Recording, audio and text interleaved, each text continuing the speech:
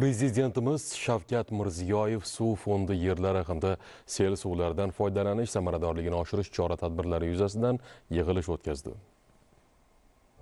Aholi sonining jadal o'sishi, iqlim o'zgarishi va tabiiy resurslar tobora tanqislashib borayotgan hozirgi sharoitda suvdan oqilona foydalanish butun jamiyat jiddiy e'tibor qaratishi zarur bo'lgan dolzarb vazifaga aylandi. Agrar tarmoq, iqtisodiyot va oziq-ovqat xavfsizligini ta'minlashda katta salohiyatga ega O'zbekiston uchun suv xo'jaligini izchil rivojlantirish hayotiy ahamiyat kasb etadi. Yaqin yillargacha mamlakatimizda qishloq xo'jaligida suvdan foydalanish sohasida qator tizimli muammolar saqlanib kelayotgandi. Jumladan eskirgan irrigatsiya tarmoqlarida katta hajmda suv yo'qotilishi, tuproq kanallarda suvning singib ketishi, samarasiz sug'orish usullari, suv resurslarini hisobga olish va taqsimlashning zamonaviy mexanizmlariga yetishmasligi, suv tejovchi texnologiyalarni joriy etish darajasining pastligi soha rivojiga to'sqinlik qilardi. Ayniqsa suv tanqisligi kuchayib, iqlim sharoiti o'zgarib borayotgan bir paytda dalalarda suvdan nooqilona foydalanish muammosi yanada keskin sezilayotgandi. Shu bois 2017-yildan boshlab davlatimiz rahbarining tashabbusi bilan mamlakatimizda suv xo'jaligini isloh qilishga qaratilgan mutlaqo yangi va kompleks yondashuv yo'lga qo'yildi. Suvdan oqilona foydalanish masalasi davlat siyosatining eng ustuvor yo'nalishlaridan biri sifatida belgilandi. So'nggi yillarda sohada infratuzilmani modernizatsiya qilish, suvdan foydalanish samaradorligini oshirish va zamonaviy agrotexnologiyalarni joriy etishga qaratilgan keng ko'lamli ishlar amalga oshirildi. Eng muhim yo'nalishlardan biri sifatida suv tejovchi texnologiyalarni ommaviy joriy etishga alohida e'tibor qaratildi. Natijada bugungi kunda mamlakat bo'ylab tomchilatib va yomg'irlatib sug'orish tizimlari keng qo'llanilmoqda. Bu usullar suv yo'qotilishini keskin kamaytirish, tuproqning bir tekis namlanishini ta'minlash hamda qishloq xo'jaligi ekinlari hosildorligini oshirish imkonini bermoqda. Mazkur texnologiyalar nafaqat suv resurslarini tejaydi, balki energiya sarfini qisqartirib, dehqonchilik samaradorligini oshiradi va agrar sohaning barqaror rivojlanishi uchun mustahkam zamin yaratadi. Shu bilan birga irrigatsiya kanallarini betonlash ishlari ham keng miqyosda olib borilmoqda. Bu suvning yerga singib ketishini minimallashtirish va suv infratuzilmasining o'tkazuvchanlik qobiliyatini oshirishda muhim ahamiyatga ega. Ilgari suvning katta qismi yo'qotilgan hududlarda bugun suvni bevosita ekin maydonlariga aniq va samarali yetkazib berish imkoniyati yaratilmoqda. Shuningdek, dalalarni lazerli tekislash texnologiyasini joriy etishga ham alohida e'tibor qaratilgan. Bu sug'orishni tashkil etishning eng samarali zamonaviy usullaridan biri hisoblanadi. Yer yuzasining aniq tekislanishi natijasida suv bir xil taqsimlanadi, ortiqcha sarf xarajatlar va yo'qotishlar kamayadi. Sug'orish sifati esa sezilarli darajada yaxshilanadi.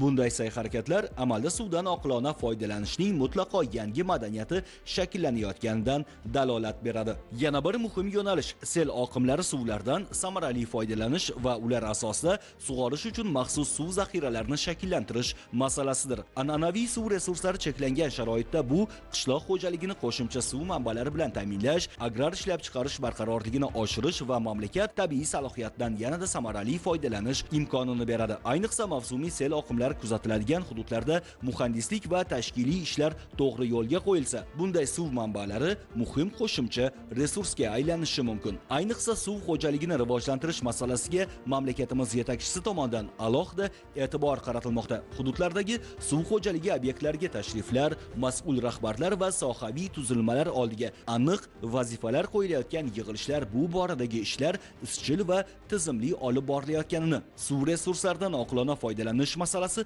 davlat siyosatining muhim ustuvor yo'nalishlaridan biri sifatida qaralayotganidan dalolat beradi.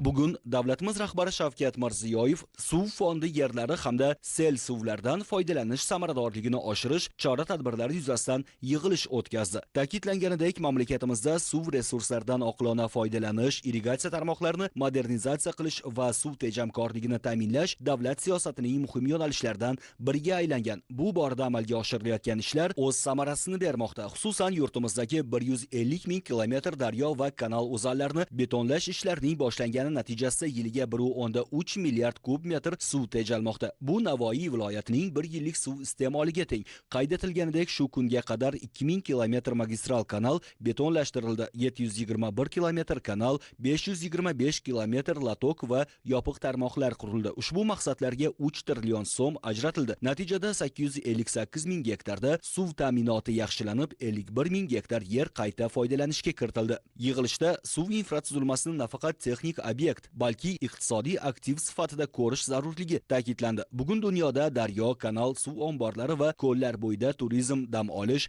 xizmat ko'rsatish va tadbirkorlik hududlarini tashkil etish katta iqtisodiy yo'nalishga aylangan. Ta'kidlanganidek, bunday loyihalar ko'chmas mulk va yer uchastkalari qiymatini oshirish, tuman va shaharlar iqtisodiyotini jonlantirish, ichki turizm va xizmatlar sohasini rivojlantirish, investitsiyalarni jalb etish, yangi ish o'rinlari yaratish hamda ekologik barqarorlikni yaxshilashga xizmat qiladi. Jahon tajribasida suv infratuzilmasi atrofidagi turizm loyihalariga kiritilgan $1 sarmoyaning iqtisodiy qaytimi $3-10 atrofida baholanadi. Shuningdek, yig'ilish davomida suv xo'jaligi infratuzilmasi salohiyatdan iqtisodiy maqsadlarda samarali foydalanish bo'yicha muvaffaqiyatli tajribalar ham ko'rib chiqildi. Xususan, o'tgan yili Andijon viloyatida 8000 gektar drenaj kanallari va kollektorlar o'rganilib, ularda o'rdak boqish imkoniyati mavjudligi aniqlangan. Natijada 1,5 gektar maydonda driver loyiha amalga oshirilib, 1 million bosh o'rdak parvarishlash uchun sharoit yaratildi. Mazkur loyihaga ijtimoiy reyestrga kiritilgan kam ta'minlangan oilalar ham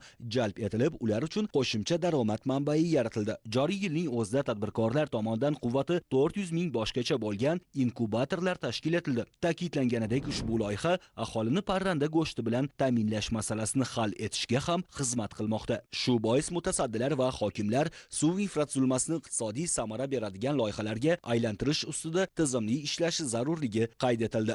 Buning uchun qator yangi imkoniyatlar yaratiladi. Jumladan, qirg'oqlar yuvilishi va suv bosishiga sabab bo'layotgan qumshag'alni qazib olishga ruxsat beriladi. Suv va sel suv omborlari, kanal, kollektor, tabiiy ko'l va gidrotexnika inshootlarini tuproqdan tozalash ishlariga tadbirkorlar tendersiz jalb qilinadi. Suv va sel suv omborlarida suvdan bo'shagan yerlar ekin ekish uchun auksion orqali ijaraga beriladi. Shu bilan birga ayrim hududlarda mazkur imkoniyatlardan yetarlicha foydalanilmayotgani qayd etildi. Ta'kidlanganidek, suv fondiga tegishli uchastkalarda tadbirkorlik, turistik va ko'ngilochar obyektlar qurish imkoniyati bo'lgan 100 ming gektar yer maydoni aniqlangan. Ushbu yerlarda 100 ming aholining bandligini ta'minlab, yiliga 220 milliard so'm qo'shimcha daromad manbaini yaratish mumkin. Mutasaddilarga suv fondi yerlarni ijaraga berish, monitoring qilish, shartnomalar tuzish va hisobotini onlayn yuritish bo'yicha axborot tizimini ishga tushirish topshirildi. Kosmik tadqiqotlar agentligiga daryo o'zanlari va suv xo'jaligi obyektlaridan qazib olinadigan qum shag'al hajmini aniq hisoblash va tegishli idoralarga taqdim etish vazifasi qo'yildi. Yig'ilishda sel toshqin suvlardan foydalanish masalasi ham atroflicha ko'rib chiqildi. Ta'kidlanganidek, iqlim o'zgarishi tufayli so'nggi yillarda qisqa vaqtda kuchli yomg'irlar ko'paymoqda. Bu esa sel va toshqinlar xavfini oshiryapti. Ayniqsa Samarqand, Jizzax va Toshkent viloyatlarining tog'li va tog'oldi hududlarida sel xavfi yuqori hisoblanadi. Qayd etilganidek, sel va toshqinlar nafaqat infratuzilma yoki qishloq xo'jaligi, balki sanoat, sug'urta, logistika va tashqi savdoga ham zarar yetkazadi. Qolaversa, sel suvlari xavf manbai bo'lish bilan birga suv zaxiralarini to'ldirish uchun ham katta imkoniyatdir. Mamlakatimizdagi sel xavfi mavjud 60 ta yirik soy orqali yiliga 690 million kub metr suv samarasiz oqib ketmoqda. Undan samarali foydalanish orqali 13 ming gektar yerni qayta foydalanishga kiritish, suv ta'minotini yaxshilash va baliqchilikni rivojlantirish imkoniyati borligi ta'kidlandi. Shu bois sel suvlarini boshqarishda faqat to'g'on qurish bilan cheklanmasdan integral yondashuvni ham joriy etish zarurligi qayd etildi. Bunda sel xavfini kamaytirish, suvni to'plash, qishloq xo'jaligi, energetika, baliqchilik, turizm va xizmatlar sohasi bilan bog'liq loyihalarni birgalikda amalga oshirish nazarda tutiladi. Yig'ilish yakunida davlatimiz rahbari tomonidan mutasaddilarga suv infratuzilmasini iqtisodiy faollik manbaiga aylantirish, sel va toshqin xavflarini kamaytirish, suv zaxiralaridan samarali foydalanish va mazkur yo'nalishda xususiy sektor ishtirokini kengaytirish yuzasidan qator topshiriqlar berildi. Bugungi kunda 2,1 million gektar suv fondi yerlari bo'lsa, shundan 1 million gektardan ortiq maydoni suv xo'jaligi tashkilotlari balansda. Bu yerlarda ijaraga berish orqali bundan iqtisodiy samara olish bo'yicha taqdimot qildik. Suv fondi yerlarini asosan ijaraga beriladigan qismi bu qum shag'al materiallarini qazib olish, turizm obyektlarini tashkil qilish, qishloq xo'jalik mahsulotlarini yetishtirish yo'nalishlarida ijaraga beriladi. Bundan tashqari 22 ta suv omborimizda suv kamaygan qismlaridan paydo bo'lgan 1200 gektar maydonda organik qishloq xo'jalik mahsulotlari yetishish imkoniyati bor. Ya'ni o'tgan yillardan biz tajriba qilganmiz. Asosan bu dukkakli ekinlar, ya'ni takroriy ekin sifatida yetishtiriladigan ekinlar, buni asosiy qismini maosh tashkil qiladi. Bu organik mahsulotlar to'liq eksportga yo'naltiriladi. Bundan tashqari, O'zkosmos agentligi bilan biz suv omborlarida loyiha hajmlarini aniqlab chiqqanmiz. Bu suv omborlarda va kanallarda o'sha loyiha hajmlaridan tozalashda tadbirkorlik subyektlarini to'g'ridan-to'g'ri jalb qilish masalalari muhokama qilindi. Bu barcha jarayonlar mexanizmlarini ochib berdik va ijaraga berish jarayonlari shaffof, ya'ni suv, yer, ijara axborot tizimi ishga tushirilib, auksion orqali tadbirkorlarga taqdim qilinishi belgilandi. Davlatimiz rahbar tomonidan takliflarimiz ma'qullab berildi va bizga bu ishlarni jadallashtirish va qat'iy nazoratni ta'minlash bo'yicha topshiriqlar berildi. Taqdimotimizda dastlabki bosqichda 5 ta hududda, ya'ni 3 ta viloyatda 5 ta sel suv omborini qurish va ushbu qurilgan sel suv omborlarini atroflarida yangi yerlarni o'zlashtirish, suv ta'minot og'ir yerlarni suv ta'minotini yaxshilash hamda toshqin oqibatlarini oldini olish. Va bundan tashqari ushbu yaratiladigan obyektlarimiz atroflarida turistik zonalarni tashkil etish, aholi bandligini ta'minlash hamda dam olish maskanlarini yaratish bo'yicha takliflarimizni taqdimotimizda havola qildik. Ushbu takliflarimizga davlatimiz rahbari o'zini tavsiyalarini, topshiriqlarini berdi. Ya'ni ushbu loyihalarga xalqaro tajribani o'rgangan holda, ilmiy yondashgan holda texnik yechimlarga alohida e'tibor qaratish, biz albatta ushbu topshiriqlarni o'z vaqtida ijrosini ta'minlab, yakunida iqtisodiy samarali loyihalar bo'ladi.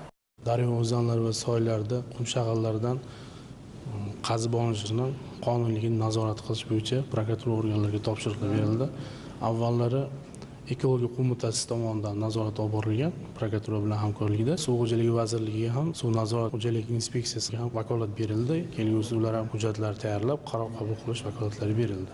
Bosh prokuraturada 2 ta boshqarma nazorat olib boradi. Bu nazorat mexanizmi yaratilgan, kelgusida prokuratura xodimlari tomonidan to'liq nazorat qilinadi. Bundan tashqari qonunchilikda daryo o'zanlaridan, suv havzalaridan noqonuniy va maqsadsiz foydalanish holatlari bo'yicha javobgarlik aniq belgilanmagan shaxslarga nisbatan hozir javobgarlik aniq belgilab takliflar berildi. Ushbu takliflarni tezlashtirib amaliyotga tatbiq qilish bo'yicha muhtaram boshimiz tomonidan topshiriqlar berildi.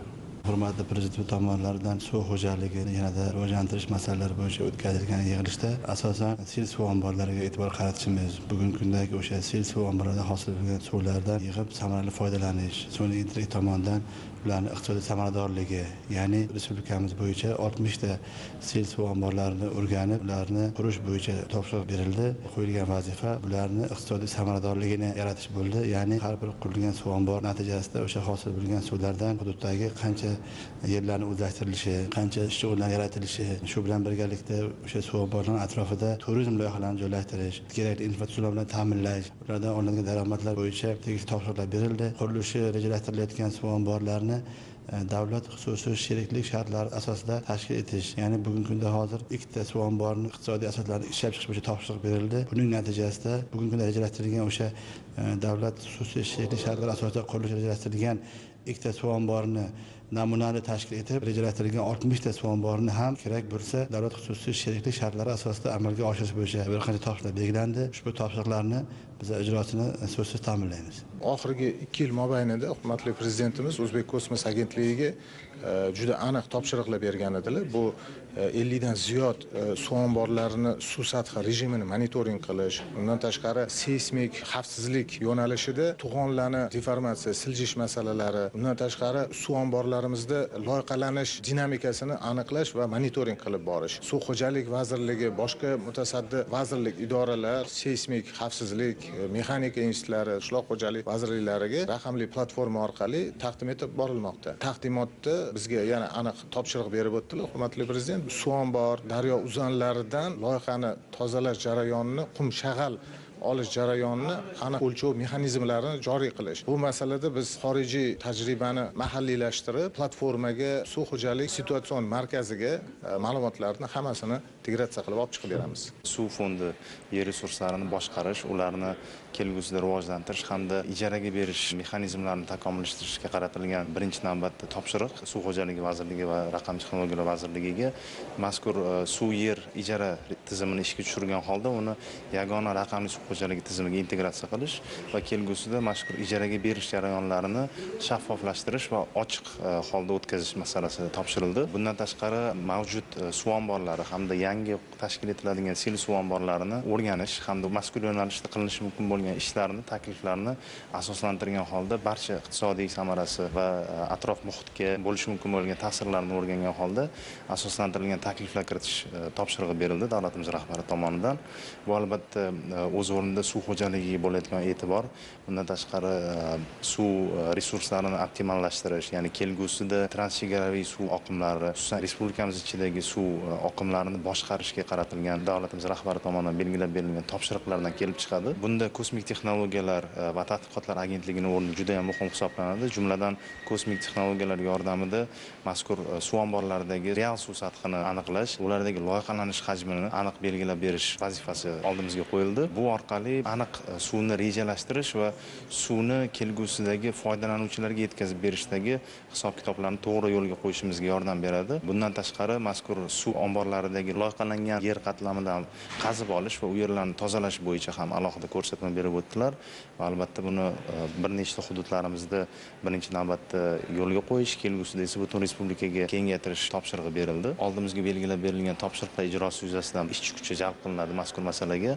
Birinchi navbatda texnik yechimlarni ishga tushirish, undan keyin esa tahlil asosida takliflarimizni shakllantirib, ularni ijtimoiy-iqtisodiy samarasi nuqtai nazaridan birinchi navbatda e'tibor qaratamiz. Bu uchun Raqamli texnologiyalar vazirligi va Kosmik texnologiya va tadqiqotlar agentligiga barcha yetarli resurslar va imkoniyatlar, sharoitlar davlatimiz rahbari tomonidan yaratib berilgan. Taqdimotda ikkita muhim hujjat muhokamasi o'tkazildi. Birinchi masala bu suv xo'jaligini demak biznesga aylantirish borasidagi yangi qadam. Biz tahlil qiladigan bo'lsa, Toshkent viloyatida 16 ming gektar yer maydoni demak suv xo'jaligini balansda turadi. 4 ming gektariga qishloq xo'jaligi maqsadlarida, 2 mingdan ziyod maydonda turizm xizmatlarini tashkil qilishda foydalanish imkoniyati mavjud. Suv omborlari va ulardan vaqtinchalik bo'shaydigan yer maydonlarini shaffof tarzda ijaraga beradigan demak mas'ul tashkilot tashkil qilindi. Ikkinchi yo'nalish borki, bu suv o'zanlarini tozalashda ham xususiy sektorni jalb qilish masalasi. Tozalanishi kerak bo'lgan qum yoki shag'alda hajmini aniqlab, shundan kelib chiqqan holda aniq auksion savdosiga chiqarish masalasi muhokama qilindi. Innovatsion texnologiyalar raqamlashtirilgan tizim orqali ijaraga berish tizimi. Keyingi masala bu bevosita sel suv ombor suvlaridan foydalanish masalasi. Toshkent viloyatida bizning Bo'stonliq tumanidagi Oqsoq-Otasoy kirgan shu dasturga, mana shu tizimda demak 284 million dollar evaziga davlat xususiy sherikchilik asosida suv ombor tashkil qilish masalasi tavsiya qilinyapti. Qo'shimcha foydalanishga kiritilgan 300 gektar yer va suv ta'minoti yaxshilanadigan 2400 gektar yer va eng asosiysi bu yerda eng kamida 20 ga yaqin turistik obyektlarni qurish masalasi master rejaga kiritilyapti. Buning natijasi 380 ga yaqin yangi ish o'rinlari shakllanadi.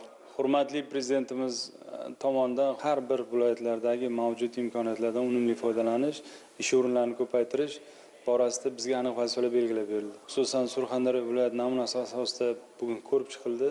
Birgina mana shu Qiziriq tumanidagi tadbirkorimiz tashkil qilgan xizmat ko'rsatish obyektlari, ya'ni 1 kilometr 800 metr kollektorda yopiq tizimga o'tkazish orqali bugun 154 ta xizmat ko'rsatish obyektlari hamda 26 ta lotlarda kichik sanoat zonasi tashkil qilingan. Bugun Surxondaryoda 15 kilometrdan oshiq mana shu kollektorlar yopiq tizimga o'tkazildi. Uning orqasida 3700 dan oshiq ish o'rinlari yaratildi. 150 kilometrda mazkur ishlar amalga oshirilyapti. Tadbirkorlarimiz tomonidan kollektorlarni yopishga ketgan xarajatlarni prezidentimiz driver loyihalari asosida mablag'lar beryapti ajratib. Buning orqasida yerlar o'zlashtirilyapti, yerlar auksion savdolari orqali tadbirkorlarga sotilyapti.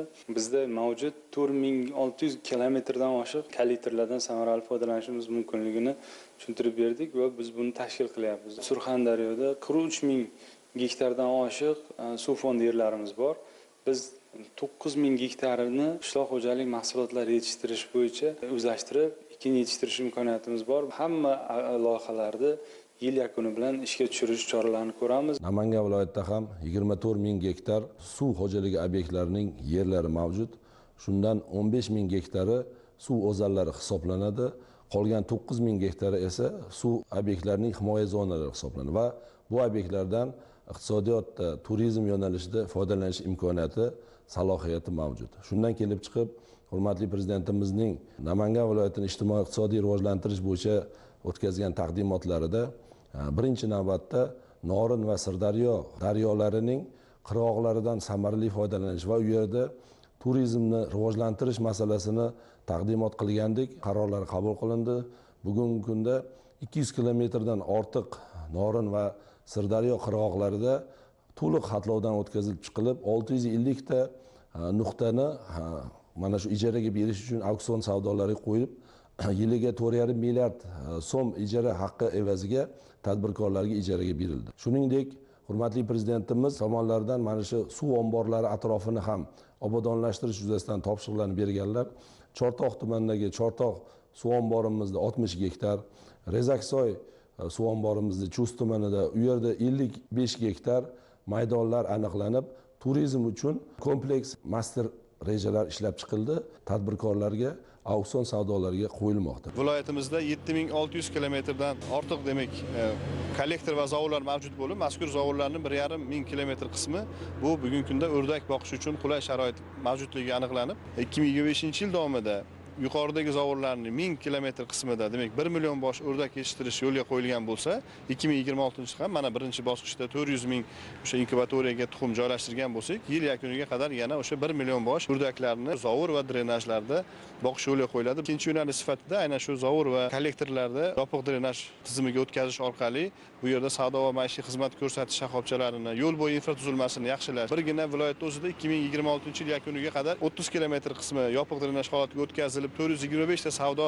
xizmat ko'rsatish obyektlari 1000 dan ortiq ish o'rni yaratilgan bo'lsa, yil yakuniga qadar mazkur savdo xizmat ko'rsatish shoxobchalari sonini 1000 taga, ishchilar sonini 2000 taga yetkazishni reja qilganmiz. Bundan tashqari 3-yo'nalish driver loyihalari, ya'ni o'sha sohil bo'yi, suv bo'yidagi o'sha aholini dam olish maskanlarini tashkil qilish yo'nalishi bo'yicha ham viloyatimizga 180 milliard mablag' ajratildi joriy yilning o'zida. Suv xo'jaligi yerlarini ijaraga olish, sotib olish mexanizmi ham xarid qilish shaffof bo'lishligi tadbirkorlar uchun yangi imkoniyatlar ochib berishini ko'rsatadi.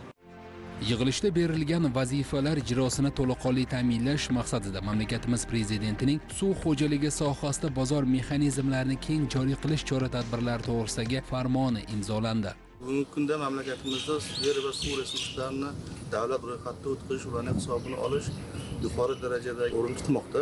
Ayniqsa suv fondi yerlarini davlat ro'yxatiga o'tkazish, ularning hisobini olish, chegarasini belgilash suv resurslarini boshqarishda muhim ahamiyat kasb etmoqda. Bugungi kunga qadar 1 million gektarga yaqin suv fondi yerlarini davlat ro'yxatiga o'tkazishga erishildi. Mazkur yerlarni bozor mexanizmiga aylantirish, ijara munosabatini tartibga solishda aynan muayyan bir huquqiy norma yo'q edi. Hozirgi kunda mana muhtaram prezidentimiz tomonidan suv xo'jaligida bozor mexanizmlarini keng joriy etish chora-tadbirlar to'g'risidagi farmonlari aynan mana shu suv fondi yerlarini iqtisodiy aktivga aylantirish orqali mazkur yerlardan qo'shimcha mablag' tushirish, investitsiyalarni jalb qilish, turizmni rivojlantirish va eng asosiysi ishchi o'rinlarni yaratishda muhim ahamiyat kasb etadi. Hujjat bilan Suv xo'jaligi vazirligi tizim tashkilotlari hisobidagi suv fondi yerlaridan oqilona foydalanishning asosiy maqsadli ko'rsatkichlari belgilandi. Bular 2026-2027 yillarda davlat ro'yxatidan o'tkazilmagan 268 ming gektar suv fondi yerlarini xatlovdan o'tkazish va kadastr hujjatlarini rasmiylashtirish ishlarini yakunlash. 2026-2027 yillarda suv xo'jaligi tashkilotlari hisobidagi 30 ming gektar suv fondi yerlarini shaffof hamda bozor tamoyillariga asoslangan holda ijaraga berishni tashkil etish, suv fondi yerlari uchastkalarini suv xo'jaligi tashkilotlariga doimiy foydalanish huquqi asosida ajratish. 2027 yil yakuniga qadar suv fondi yerlarida 100 ming nafar aholi bandligini ta'minlash orqali ularga 220 milliard so'm qo'shimcha daromad olish manbaini yaratishdir. Suv fondi yerlarini ijaraga berishda Suv xo'jaligi vazirligi huzuridagi Suv xo'jaligi xo'jaligida bozor mexanizmlarini joriy qilish davlat muassasasi yagona buyurtmachi etib belgilandi. Davlat muassasasi tomonidan suv fondi yerlarini ijaraga berish ikkita yo'nalishda amalga oshiriladi. Bular suv fondi yerlarining sohilbo'yi mintaqalaridan turistik xizmatlar va suv bo'yida plyaj zonalarini tashkil etish, shuningdek qishloq xo'jaligi mahsulotlarini yetishtirish, suv fondi yerlarni tozalash jarayonida qum shag'al materiallarini qazib olish. Farmonga muvofiq suv fondi yerlarining sohilbo'yi hududlarida turistik xizmatlarni tashkil etish hamda suv bo'yida plyaj zonalarini barpo etish hamda qishloq xo'jaligi mahsulotlarini yetishtirish uchun foydalanish imkoniyati yaratiladi. Shuningdek, suv fondi yerlarini tozalash jarayonida qum shag'al materiallarini qazib olish ishlari ham belgilangan tartibda amalga oshiriladi. To'planib qolgan qum shag'al materiallarini tozalanishi lozim bo'lgan daryo va soy o'zanlari hamda suv xo'jaligi obyektlari ro'yxati Suv xo'jaligi vazirligi, Favqulodda vaziyatlar vazirligi va Ekologiya iqlim o'zgarishi milliy qo'mitasining boshqarmalari tomonidan o'tkazilgan o'rganishlar natijasi asosida shakllantiriladi. Farmonda suv omborlari va sel suv omborlaridan bo'shagan va tuproq namligi saqlanib qolgan yer maydonlari tashabbuskorlarga qisqa muddatli ekin ekish uchun elektron onlayn auksion savdolari orqali ijaraga beriladi. Qiziriq tumanidan 1 kilometr 8 metr bo'lgan zavorni drenaj usulida yopiq usulda ko'mib, ustidan 142 ta savdo va maishiy xizmat ko'rsatish nuqtalarini qurdim. Yana qo'shimcha 26 ta lotga ega bo'lgan kichik sanoat zonasini ishlab chiqarish sexlarini o'rnatib, 500 ga yaqin qo'shimcha ishchi kuchi yaratildi. Yana bu ishlardan ruhlanib, yonimizdan 5 gektar yer maydonini yana auksion orqali olib, qurilish ishlarini boshlab yubordim. Ko'p tarmoqli bozor bo'lib, ishlab chiqarish, xizmat ko'rsatish bozori bo'ladi. Ayollarni ish bilan ta'minlaymiz. Tumanimizda ko'plab yoshlar qiziqish bildiryapti. Ishlab chiqarishga qiziqyapti. Do'konlarni quryapman, qurganday sotilishi birdan sotib olib, o'z o'rniga ega bo'lib, ishlarni davom etib ketmoqda. Bundan keyin yanada ruhlanib, o'zi maqsadim 3000 ta edi, endi shuni 10 000 taga yetkazmoqchiman. Endi buni marrani o'zimga 10 karra qo'ydim. Bundan buyog'iga yanada ishchi o'rin yaratishni, sexlar, ishlab chiqarishlar qo'yib, xalqimizni biznesga salohiyatini oshirishga, biz hech qaysi davlatdan kam emasligimizni ko'rsatib qo'yishga maqsad qo'ydim.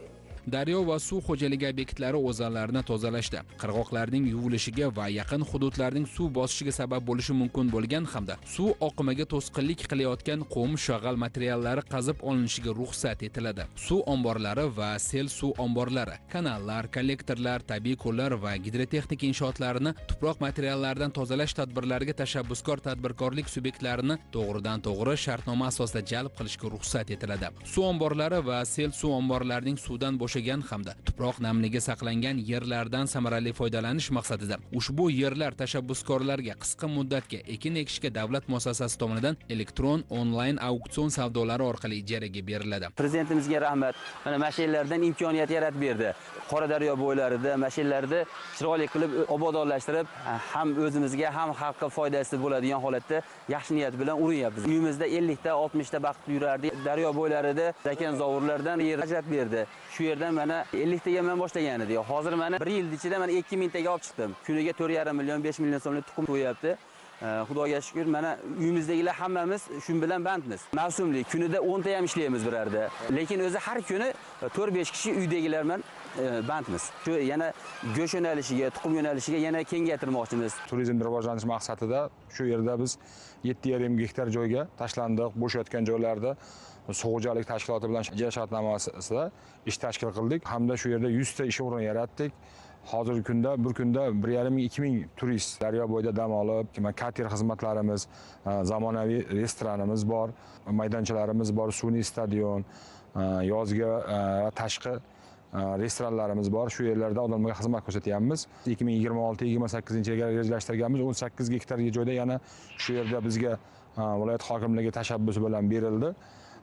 Shu yerga 50 milliardlik loyiha qilib, hurmatli prezidentimiz bilan e'tiborlariga labbay deb javob berib, shu ishlarni tashkillashtiryapmiz. 2026-yil 1-avgustga qadar suv fondi yerlarini ijaraga berish, monitoring qilish, shartnomalar tuzish va hisobotini onlayn yuritish imkonini beruvchi suv yerlar ijara axborot tizimi ishga tushiriladi va Suv xo'jaligi vazirligining raqamli suv xo'jaligi yagona axborot tizimiga integratsiya qilinadi.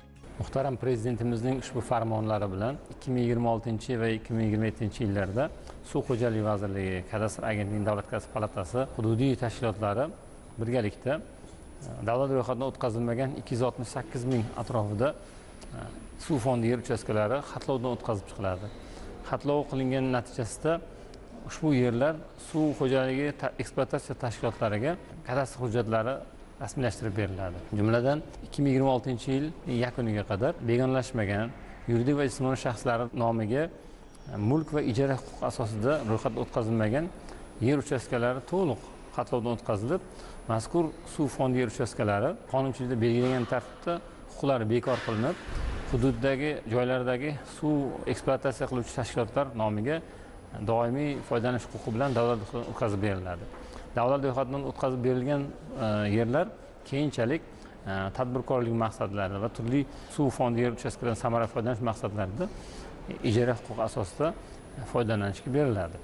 Muhtaram Prezidentimizning farmonlariga asosan bir qator sohalarga aniq ko'rsatma berib o'tilgan. Daryolar, betonlashtirilgan kanallar, suv omborlari, sohil bo'yi atroflarida turistik xizmatlar, plyajlar qurish, suv omborlarini loyihalardan tozalash, ya'ni tadbirkorlarga berish masalasi, sel suv omborlaridan bo'shab qolgan yerlarda qishloq xo'jaligi mahsulotlarini yetishtirish uchun fermerlarga bo'lib berish masalasi ko'tarilgan. Misol tariqasida Samarqand viloyatini gapiradigan bo'lsak, Kattaqo'rg'on suv omborlarini loyihadan tozalash, suv ombori tubidagi loyihalarda qurilish materiallarini ishlab chiqish, bundan tashqari Samarqand viloyatida Qo'shrabot tumanida joylashgan Oqchapsoy suv ombori juda katta turistik zonasini qursa bo'ladi va bundan tashqari bizda Urgut tumanidagi G'ijduvonsoy atroflarini, Choshtepa soy atroflarida juda ham keng ko'lamli kichik suv zaxiralarini barpo etib, o'sha atroflarida turistik xizmat ko'rsatish va plyajlarni qurish imkoniyatlarimiz bor. Bu farmon bizga juda katta vazifalarni belgiladi va o'zimizga juda katta rejalarni amalga oshirishimiz mumkin bo'ladi. Suv xo'jaligi vazirligi huzuridagi suv xo'jaligi obyektlari xavfsizligini va suvdan foydalanishni nazorat qilish inspeksiyasi, suv fondi yerlaridan oqilona va maqsadli foydalanishni nazorat qilish, suv fondi yerlari o'zboshimchalik bilan egallanishining oldini olishini nazorat qilish yo'nalishlarida davlat nazoratini amalga oshiradi. Farmonda belgilangan vazifalarni o'z vaqtida va sifatli bajarilishi ustidan nazorat o'rnatish bo'yicha prokuratura organlariga aniq vazifalar belgilandi. Xususan, prokuratura organlari tomonidan suv xo'jaligi nazorati inspeksiyasi ekologiya qo'mitasi bilan hamkorlikda suv xo'jaligi obyektlaridan qum va shag'alni noqonuniy qazib olish holatlarini oldini olish, bunday holatlarga barham berish, qonun buzilish holatlari bo'yicha hujjatlarni rasmiylashtirish va prokuratura organlariga taqdim qilish bo'yicha qo'shma tartib ishlab chiqiladi. 30 ming gektar suv xo'jaligi obyektlarini ijaraga berish bo'yicha tarmoq jadvallari ishlab chiqilib, ularning bajarilishi ustidan ham nazorat o'rnatiladi. Ijaraga berilgan suv xo'jaligi fondi yerlaridan belgilangan maqsadlarda foydalanishi, sanitariya va muhofaza mintaqalaridagi belgilangan tartiblarga rioya etilishi ustidan ham nazorat olib boriladi. Shu bilan birgalikda O'zkosmos agentligi, suv xo'jaligi nazorati inspeksiyasi, ekologiya va kadastr idoralarining axborot tizimlarini prokuratura axborot tizimlariga integratsiya qilish orqali shu yo'nalishda aniqlanayotgan qonun buzilishlar va ular yuzasidan qonuniy choralar ko'rilishi bo'yicha onlayn nazorat olib borish imkoniyati yaratiladi. Qum shag'al qazib olinadigan suv xo'jaligi obyektlarini loyihalarini hamda ularning hajmlari bo'yicha beriladigan xulosalarning haqqoniyligi va qonuniyligi ham prokuratura organlari tomonidan doimiy nazorat qilib boriladi. Ushbu farmon mamlakatimizda suv fondi yerlaridan foydalanishda tenglik, shaffoflik hamda bozor tamoyillariga asoslangan ilg'or xorijiy tajribani joriy etgan holda suv fondi yerlaridan qo'shimcha iqtisodiy samara olish va yangi ish o'rinlarini yaratishga xizmat qiladi.